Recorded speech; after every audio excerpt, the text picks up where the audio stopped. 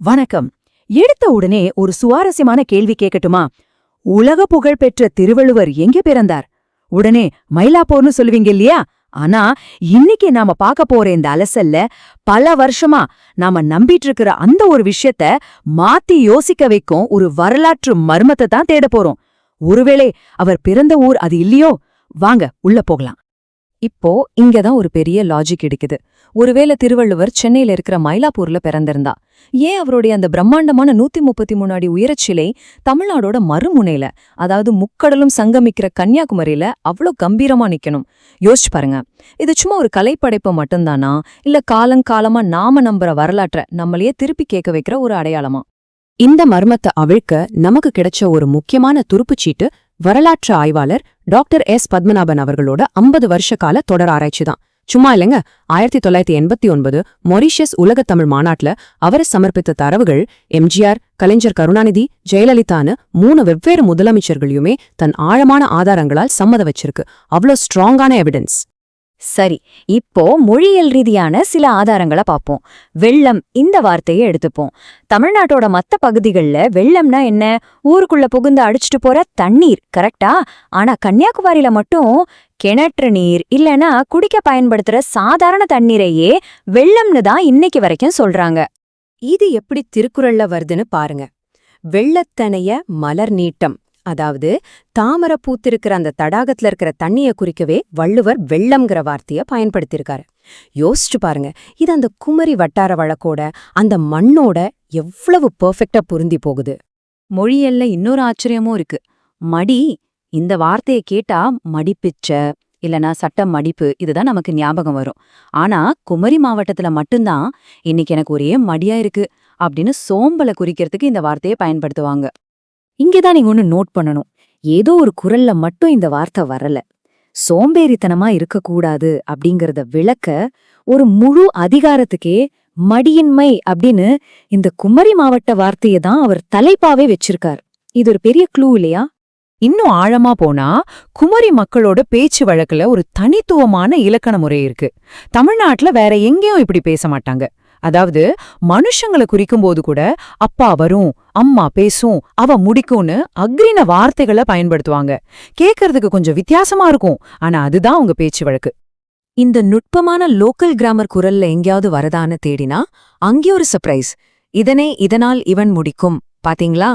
இவன் அப்படிங்கிற உயர்திணைக்கு முடிக்கும் அப்படிங்கிற அக்ரிணைய அவர் அப்படி பொருத்திருக்கார். இது அவர் குமரி மண்ணைச் சேர்ந்தவர் அப்படிங்கிறதுக்கு ஒரு மிக தெளிவான சாட்சி. இந்த லிஸ்ட்ல இன்னொரு வார்த்தை உனக்கென். இது கேள்விப்பட்டிருக்கீங்களா? இது சும்மா துணிய காய வைக்கிறதோ வத்தல காய வைக்கிறதோ கிடையாது. இது அந்த ஊர் மக்கள் மட்டுமே விவசாயத்துல பயன்படுத்துற ஒரு டெக்னிக்கல் டேர்ம். வயல்ல மண்ணை உழுது காய வைக்கிற ஒரு குறிப்பிட்ட மெத்தட குறிக்கிற வார்த்தை இது. இப்போ இந்த குறளை பாருங்க. தொடிப்புழுதி கஃப்சா உனக்கின், அதாவது நிலத்தை உழுது ஒரு பங்கு மண்ணை 1/4 பங்காக காய விட்டால் இல்ல உனக்கினால் அந்த நிலத்துக்கு ஒரு பிடி உரம் கூட தேவையே இல்லைங்கிறாரு வள்ளுவர். ஒரு விவசாயிக்கு மட்டுமே தெரிஞ்ச, அதுவும் அந்த குறிப்பிட்ட ஊர் விவசாயிகளுக்கு மட்டுமே தெரிஞ்ச இந்த உனக்கின்கிற வார்த்தையை அவர் பயன்படுத்தியிருக்காருன்னா அவருடைய வேர்கள் எங்கே இருக்குன்னு புரிஞ்சுக்க முடியுது இல்லையா? சரி, மொழியியல் ஆதாரங்களை விட்டுட்டு கொஞ்சம் கலாச்சாரம் பக்கம் வருவோம். வள்ளுவர் பிறந்ததா கருதப்படுற அந்த ஊருக்கு பக்கத்துல முட்டம் அப்புறம் கடியப்பட்டினம்னு 2 ஊர் இருக்கு. அங்க இருக்கிற மீனவங்க கிட்ட ஒரு விசித்திரமான பழக்கம் இருந்துச்சு. தூண்டில்ல மீன் பிடிக்க இரையா பொன்னிறத்துல மினுமினுக்கிற சரிகையே பயன்படுத்துவாங்க. இத அப்படியே சூதாட்டத்தோட ஆபத்தை விளக்குறதுக்கு வள்ளுவர் எப்படி பயன்படுத்தியிருக்கார் தெரியுமா? தூண்டிற்பொன் மீன் விழுங்கியற்று, அதாவது அந்த பொன்னின் மினுமினுப்புக்கு ஆசைப்பட்டு மீன் போய் மாட்டி தன் உசிரியே விடுற மாதிரி தான் சூதாட்டமோ அப்படிங்கிறாரு. அந்த சின்ன லோக்கல் மீன்பிடி டெக்னிக் அவரோட எழுத்துல ஓமையா வந்திருக்கு. இப்ப கொஞ்சம் அதிர்ச்சியான ஆனா ரொம்ப முக்கியமான ஒரு விஷயத்த பத்தி சொல்ல போறேன்.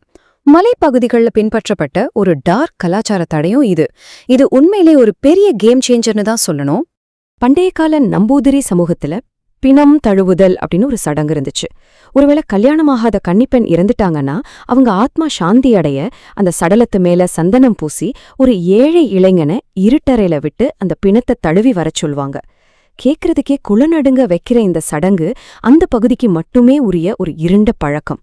இதை நம்பவே முடியலன்னாலும் இதுதான் நிஜம்.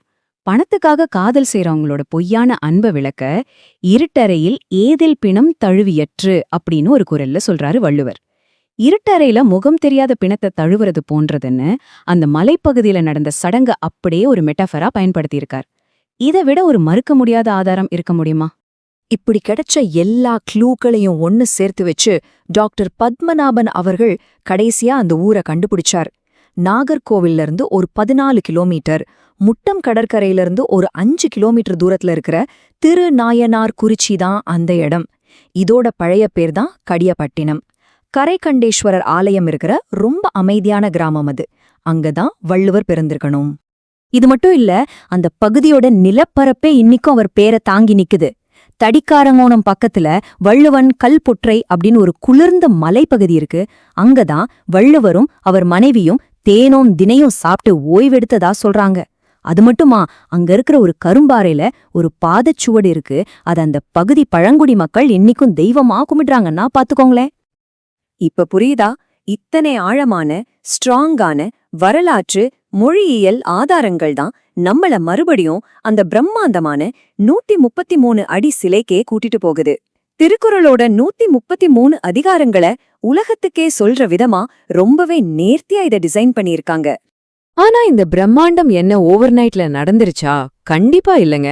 1975ல ஏக்நாத் ரானடே எழுதின ஒரு லெட்டர்ல ஆரம்பிச்சு பல தலைவர்களோட சப்போர்ட்டோட எத்தனையோ தடைகளை தாண்டி சுமார் 25 வருஷ உழைப்புக்கு பிறகுதான் 2000வது வருஷம் இது இந்தியாவோட எல்லையில நிஜமா எழுந்து நின்னது. கடைசியா உங்களை ஆச்சரியப்படுத்துற மாதிரி ஒரு ஃபேக்ட் சொல்றேன், கேட்டுக்கோங்க. இந்த நினைவு சின்னத்தோட மொத்த வெயிட் எவ்வளவு தெரியுமா? கிட்டத்தட்ட 7000 டன்கள். அம்பாசமுத்திரம் சங்கராபுரத்திலிருந்து எடுத்துட்டு வந்த 3681 பிரம்மாண்டமான கருங்கற்களை ஒன்னோட ஒன்னும் லாக் பண்ணி அப்படியே ஒரு பலமாடி கட்டட மாதிரி கட்டியிருக்காங்க. உலகத்திலேயே கடலுக்கு நடுவுல இப்படி ஒரு கருங்கல் சிலை வேற எங்கேயும் இல்ல. சரி, நாம இதுவரைக்கும் பார்த்த இந்த எல்லா தடயங்களையும் ஆதாரங்களையும் மனசுல வச்சுக்கிட்ட உங்ககிட்ட ஒரு கேள்வியை கேட்டு இந்த அலசலை நான் முடிக்கிறேன். அடுத்த முறை நீங்க கன்னியாகுமரி போயிட்டு அந்த 133 அடி பிரம்மாண்ட சிலைக்கு முன்னாடி நிக்கும்போது அதை வெறும் ஒரு டூரிஸ்ட் ஸ்பாட்டா மட்டும் பாப்பீங்களா? இல்ல, நாம் உலக பொதுமறை தந்த திருவள்ளுவரின் உண்மையான தாய்மண்ணோட அடையாளமா பாப்பீங்களா? கொஞ்சம் யோசிச்சு பாருங்க. இது போத இன்னொரு சுவாரஸ்யமான தேடல திரும்பவும் சந்திக்கலாம்.